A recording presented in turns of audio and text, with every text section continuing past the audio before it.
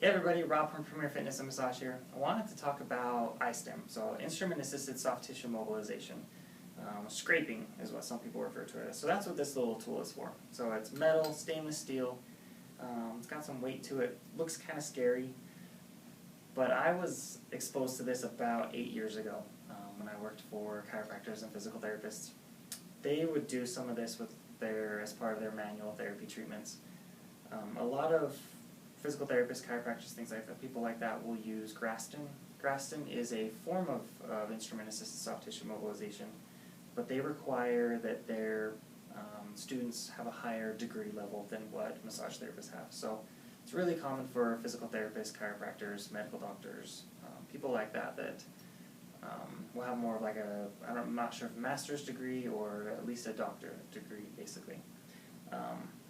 So we use this as part of massage, so instrument-assisted massage, because it helps to free up the muscles and free up the fascia. So a lot of times we'll say brace up scar tissue. Well, that can happen, but just a little indirectly. So as we're running through the muscle or running over the muscle as we're scraping, we're feeling for a certain type of a response or a certain type of feel in the muscle or in the fascia. So a lot of times as you're running through, it's nice and smooth, the tool can just move freely, and then you get to a certain point. So I know for me through here, my brachioradialis, you can start to feel these little speed bumps, and you can even kind of hear it sometimes, that you can hear this like okay. So as the client and as the practitioner, you can feel those fun little spots. So that's kind of what we're searching for. So as I'm working on people and doing the massage part, I'm trying to feel for that similar type of feeling. So that's when I know when to pull this out and use it. So I don't use it everywhere. It's mainly just when you start to feel those certain segments. It can be a little abrasive, depending on what skin type we're working on. So for example, the softer skin, like through pecs, the front of your shoulders, hip flexors, hamstrings even, they can be a little tender. So if we're working through there, it's not as much fun. But as we get to more of the tougher skin, so forearms, triceps, back of your shoulders, middle of your shoulders, your back, it can start to feel really good. I really like it through those areas. I work on my own chest and things, and it's not very fun. I will admit it. But it works. So I've kind of noticed that one session with this is equal to about 2 or 3 sessions of massage. So it speeds up the process really quickly for us. So if you're on a time crunch because you've got a show coming up, a competition coming up, a game, a race, or whatever, this can be really beneficial because we can get a lot more work done. So it's some of the benefits here. So we mentioned, so if we can break up that scar tissue, and I'll explain that in a second, you can get a lot more range of motion out of the muscle, okay, which in turn has all these huge benefits.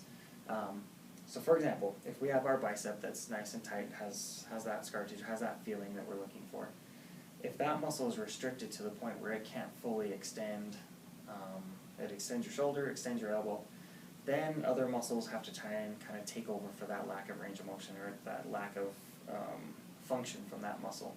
So you may not just lose range of motion, but you may lose the ability to contract maximally out of that muscle. So other muscles have to start to compensate for that. So for example, biceps has brachialis and brachioradialis that help it with elbow flexion. So those muscles might have to kind of compensate. But we also have opposite groups, so your triceps will do the opposite muscle or opposite actions that your biceps does, so that can start to affect your triceps as well. So once you have a problem in one area, it starts to get these fun compensation patterns through a whole bunch of other things. So if we can get that one muscle working correctly, we can fix a lot of other problems. And that's where this comes into play.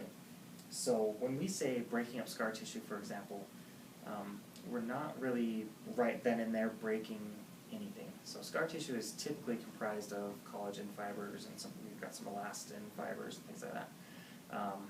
Basically when you have an area, so if we were to tear our bicep a little bit, our body's going to lay down, they're called granulate fibers, all over the place in all different directions to kind of repair that section of the muscle.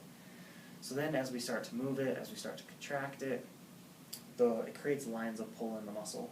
And those lines of pull will stimulate your body to say, this is the fiber direction that we want to keep of these new fibers.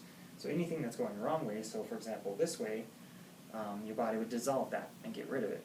So if you have an injury, but then it wasn't taken care of, or you didn't go through a rehab process correctly, you may have fibers that are running the wrong direction still.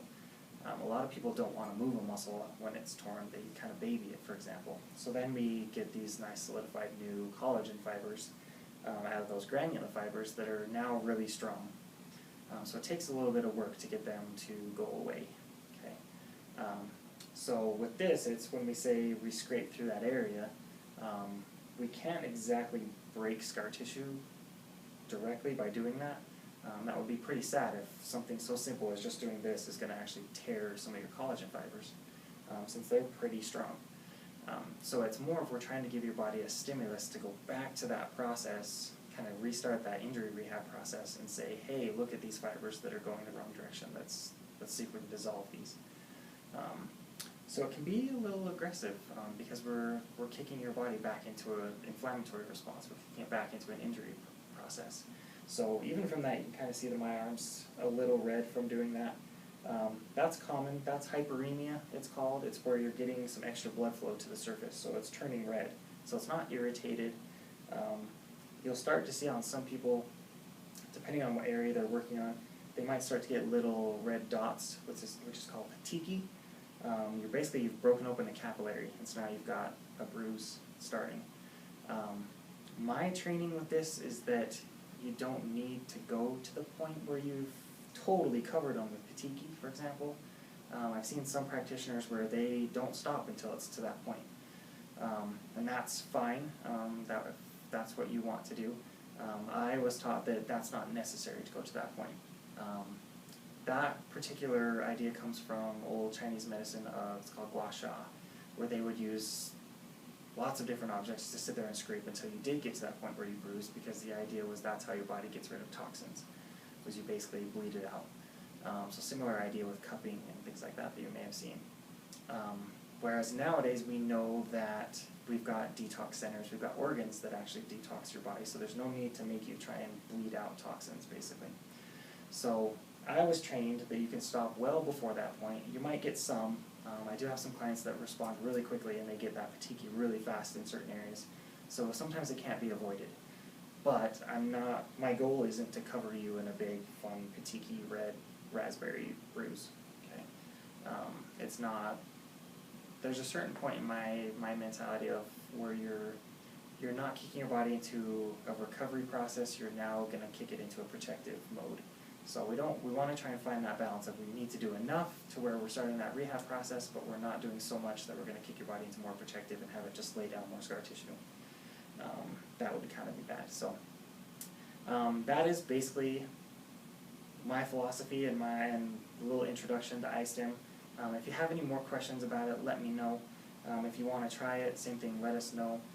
If you've got major muscle restrictions, range of motion restrictions, anything like that, if you can't get into certain poses with your bodybuilding competitions, for example, let us know. That's where this can really come into play. But with the combination of IASTM and structural body work, you can get a lot of good work done. And I think this is a very unique combination, especially for our area here in Utah and in Salt Lake. Let us know if you want to try it. Get a hold of us, send us a comment, an email, a phone call, anything like that. Thanks.